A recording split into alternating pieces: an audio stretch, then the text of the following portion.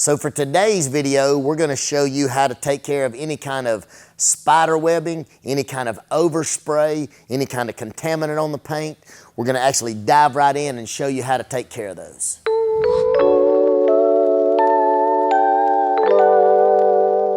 So for today's video, we actually have a 1968 Pontiac GTO that a friend of mine in town actually won in a contest, and it was actually shipped here about 3 weeks ago from Los Angeles, California. When the car came in, it looks like it's immaculate, right? We get in, we do our decontamination wash on there. Now we're getting ready to do the clay bar. Look, you can see it has all kind of hazing, all kind of scratches in the paint. Some of the edges are pretty rough where people's been leaning over and looking and touching the car. There's a couple of defects in the paint which we're gonna see if we can try to get out of the car, but it's gonna take some good buffing to bring this thing back to life. So I'm gonna tell you what we're gonna be using today, and it's gonna be a wide range of things, okay? We're gonna be using a purple clay bar, which is a heavy grit, just to make sure that we got all the contaminants off. We're gonna be using a body lube made by Gliptone. And then we're gonna be switching over to the Flex 3401, which is the beast, which is the old school, which I really, really like. We're gonna be using Lake Country pads, and we're gonna be switching back and forth between a wool pad and foam pads. And then we're gonna switch back over to Gliptone, and we're gonna be using their Precision Cut, or maybe even Precision Cut HD, and then Precision Finish. Then we're gonna finish over to Sonax's finishing polish and go right into putting on a ceramic paste on top of it. The guy doesn't wanna pay for a ceramic, so we're gonna give him a ceramic paste wax that's gonna hold between, well, for this thing, it'll hold for years, right? Because it's not gonna be a daily driver. So now we're actually gonna get to the meat of this thing. I'm gonna be pulling out the tools and the pads and the compounds, and we're gonna dive into this thing. I'm actually going to be clay barring first. We'll wipe it off, then I'm gonna be taping off a section so you can see what it was before and then what it looks like after. And then that's gonna give us our test spot to see what we actually have to do. Then we're just gonna mimic that all over the car. Before we would ever go to buffing or polishing on this car, we've already washed this car and decontaminated it, right? So if you haven't done that and you wanna know how to properly do that, if you'd like to go to our YouTube channel, you can look, we have all kinds of videos on that, how to properly wash and how to properly prep a car to get it ready for compounding and polishing and seal it up. Be sure that you go look at it and watch, but as we've said, this one here is already washed and cleaned. We're getting ready to clay bar this thing, and we're gonna get it down to where we can go ahead and buff and polish it. So look, I'm gonna grab my clay bar and my body lube, and I'm gonna walk you through how to properly clay bar the spot and this side of the vehicle that we're getting ready to do. As we have our clay bar lube, and look, I'm really gonna lay it to this car because I want a lot of lubricant on this paint. It's going to mar and it's going to scratch, we know that, but our job is to take all that out, but I wanna make sure my paint is super clean, right? So, oh yeah, like the paint is really, really crispy clean, right? Like it is so clean, man. I don't even feel any pushback. There is no sandpaper feel, no grinding feel. Like this thing here it is clean. It may have been clean when it came, but we still do our whole process so we don't skip or miss anything. My bar is actually really, really clean. So now I'm just gonna wipe it down. And I really want us to see if it's made any marks. It doesn't hurt my feelings. It's not that we did a bad job or did anything. We're just making sure that the paint is smooth, right? So it's ready to buff and ready to polish, and we know that it's clean. We didn't cut any steps. So if your clay bar makes a mark, that means it's marring the paint or scratching the paint. Look, the paint could be soft, but look, we know that we have to get this thing to 90 to 95%. Your little bit of clay barring is not gonna make a big hairy ordeal, right? Our rule of thumb is, if we're clay barring something, we're polishing. If we're clay barring something and we're only waxing, we're using a different bar of a different grit or a different grade, so it's not as heavy, so it doesn't scratch or mar the paint. So if you can listen, I don't know if you can hear a cricket on that thing. So smooth and glides. Now listen, there is a little bit of film on there, but I didn't feel it with my bar. I had enough body lube on there. But see, now I know I'm down to only the paint, right? We got that clean and crisp. Not down here. So this is what we're working on, okay? So now we're gonna tape it off, and we're gonna get started with the fun stuff. So I'm really only gonna make a line so you can see, right? I'm gonna buff to the line and leave the line, okay? So I'm gonna buff to the line. You're gonna see, I'm actually gonna be in the middle of a scratch too. We got a pretty good scratch right here. Looks like the rainbow, right? So I'm gonna leave that in there so you can see that I've taken the scratch out and left some of the scratch, okay? And what I always do on these old cars, I actually lift the hood up and I put me a buffing pad in there so I don't burn an edge anywhere. You wanna make sure you lift it up, because if you remember a moment ago, we're not really for sure, right, of how much paint is on the car. We're sure because of the paint gauge, right? But now some of these edges are thicker, some are lighter or thinner. So if they're thinner, then we hit that, we burn through, now we're in a mess. As you can see, I got the hood lifted up. There's no edge there to get and burn and cut. So let's go to, I gotta grab my compound. I got the Big Daddy Flex. I got Lake Country's wool pad. Some like the twisted wool from the Reflection Artist, but I like Lake Country pads myself. So we're gonna start here. We're gonna work our way down. There'll be several pads that we're using during this operation, okay? Now that my pad's clean and dry, there's nothing on it, I put a little excess 4 or 5 drops or maybe one whole circle.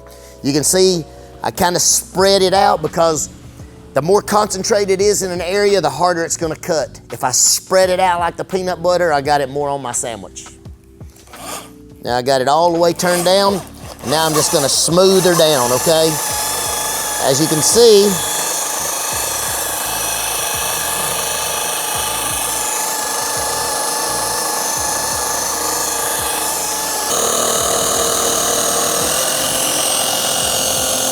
have it up on about 2.6, close to 3. And look, when we get done, you're gonna see it's gonna be flat. The paint is gonna be flat and smooth. We'll have some scratching in it, but it's like sanding. We're bringing it down as flat as we can to bring it back up to make it shine. So as you can see, we've started out with the wool pad and some Precision Cut HD. Well, the reason I'm doing so many steps is because this guy is saying, look, I've won this thing. I'm gonna sell this thing. So I need it 90 to 95% scratch free. So my first step is gonna be compounding down past the scratches you can see in the surface. And as I can see, I don't have all the scratches out. So I'm gonna have to dig a little deeper, right? So I'm gonna go get a different compound to use with the same pad, and then so we can cut it a little bit flatter. So now we're going to our more aggressive compound. And as you know, we are using a wool pad. Wool pad is the most aggressive that you're gonna get, right? So we're just going to a more aggressive compound to get down past where we were with the scratches.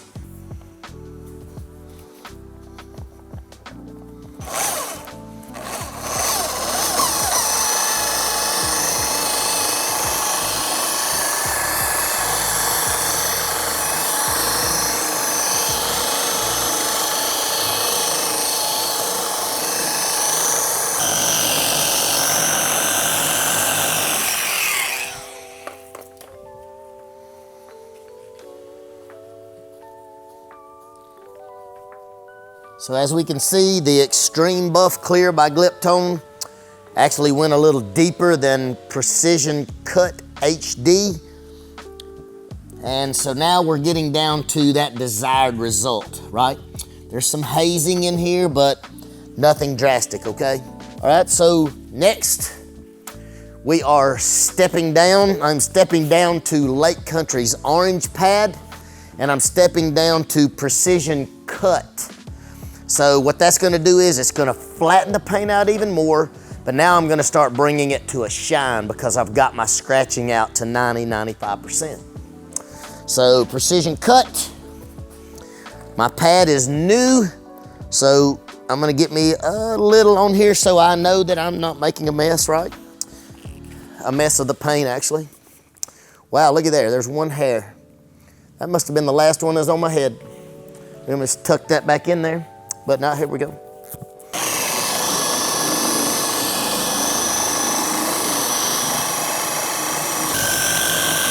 I can just tell by the feel of the machine that it is actually smoothing out. Something I need to show you or tell you is, I know you see me going from left to right with my first pass.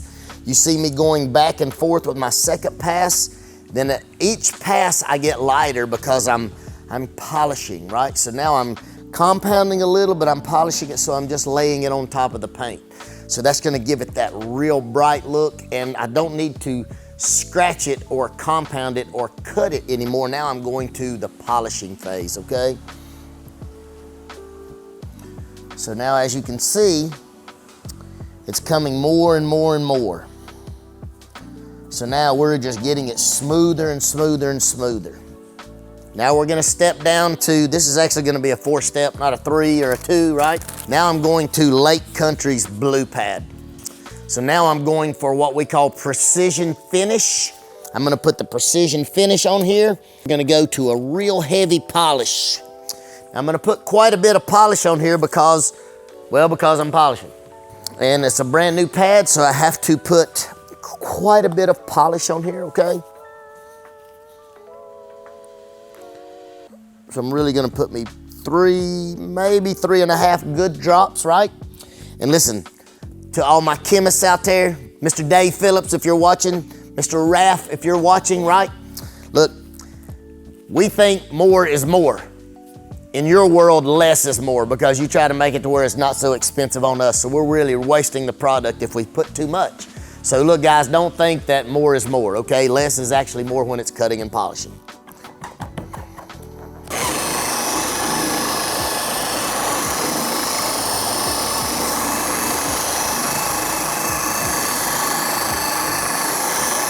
Not a lot of pressure. The pad is doing the work. The polish is doing the work, not the operator. So now, if you can see, there's no pressure. I'm letting the machine do everything for me. The pad is doing the work. The polish is actually polishing, right?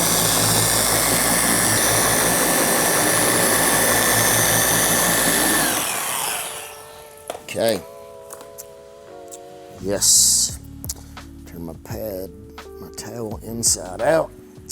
Make sure it is super clean. Make sure there's nothing on there, and there is, so we'll go to a different towel. Okay. Wiping this off now. And the more I go, the more I do, so. Now I'm going to my final polishing step. I'm gonna use Lake Country's red pad. I am using Sonax's Perfect Finished. And again, new pad. I'll put about 4 good drops on here so I can really polish this thing out. And we'll go after this thing, right?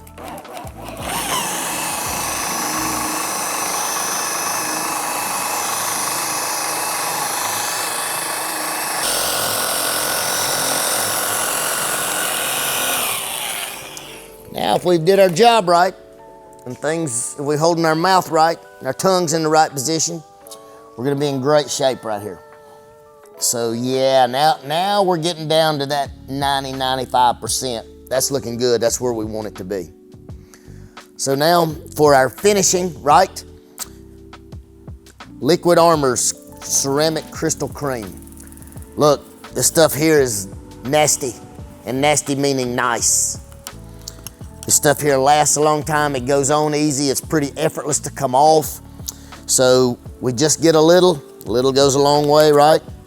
Now I'm gonna actually take and I'm gonna rub it in on the car. And look, I'm not going back to Danielson, so I'm not waxing on, waxing off, okay? You don't wanna go in a circular motion. It is left to right. That is all. No cross hatching, left to right. Look, with this stuff here, doesn't have to set a long time, like you can put it on, take it off, okay? So a few things to tell you, okay?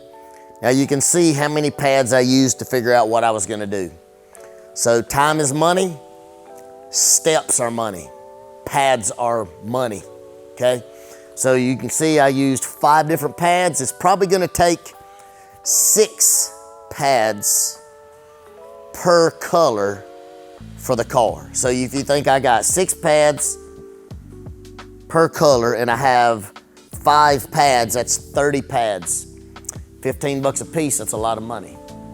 But When I get my desired result and the customer is happy, he's willing to pay whatever he needs to pay.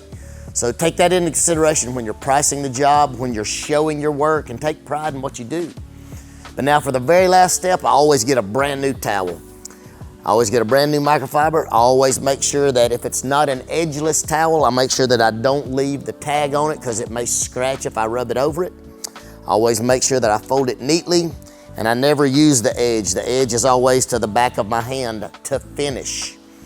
Whenever I go to finish, this should just absolutely effortlessly wipe off. And as you can see, there is truly no effort in wiping this down.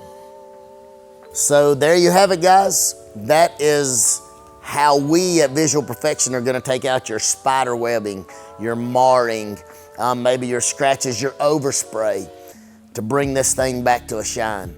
And look, please comment. Please tell us your process. Tell us what you use. We love to hear about it. Whatever we can do to make ourselves better, that's what we're all about here at Visual Perfection.